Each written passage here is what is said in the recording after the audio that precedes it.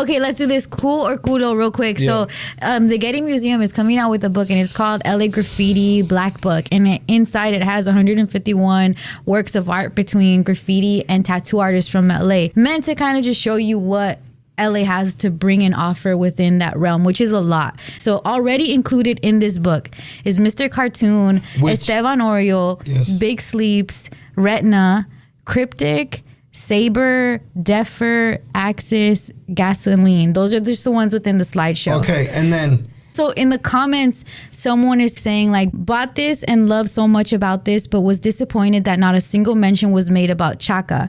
How can this be an LA Graffiti Black Book without him even mentioned? So someone already bought the book and mentioned about how Chaka, who is, I feel, a legendary graph artist, he's Hispanic. I think he's Salvadorian. Yeah, he's mixed. And he's not mentioned in the book. You're a graffiti artist. I'm sure you can talk more about this than I can. My view is very limited. Fuck, bro. They're missing out on like legends. Like, I don't know who's left out, but I do know that Chaka's left out because of the comment. So the comment is someone who actually bought the book. Okay, so Chaka was known. He did over $1 million worth of damage all over California. Yeah, there's like newspaper clippings, right? Bro, he went to prison for tagging. Daniel Ramos, who uses the moniker Chaka, is believed responsible for causing $500 million in property damage.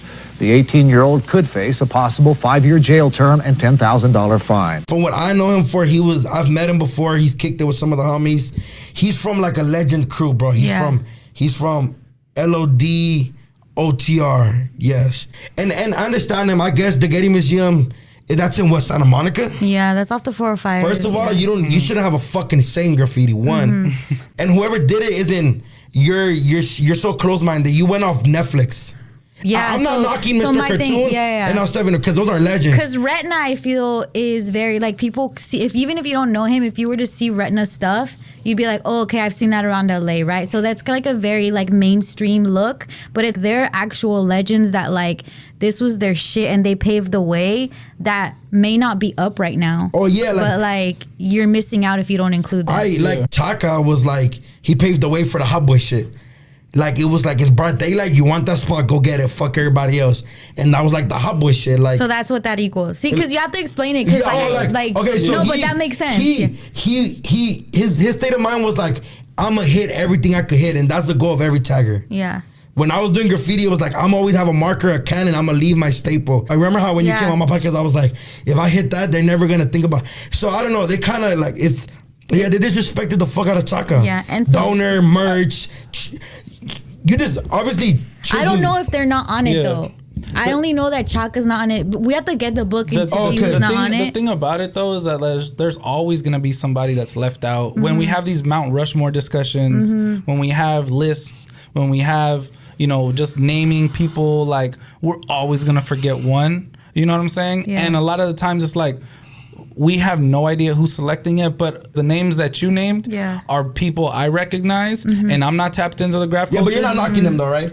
No. That's what I'm saying. Like, no, I mean, it's just is what it is. Like, we can't, like, if they were, it's almost like the Grammys. It's like the Grammys can leave out like incredible albums because the people that work there are 70-year-old white people. Now they're starting to get it right. Now that a lot more people like us have like joined the Grammy board, but they need somebody at the Getty Museum to like advise, somebody like you. Yeah. You know what I'm saying? To like make this book and then put it out. So and then real culture is like completely represented.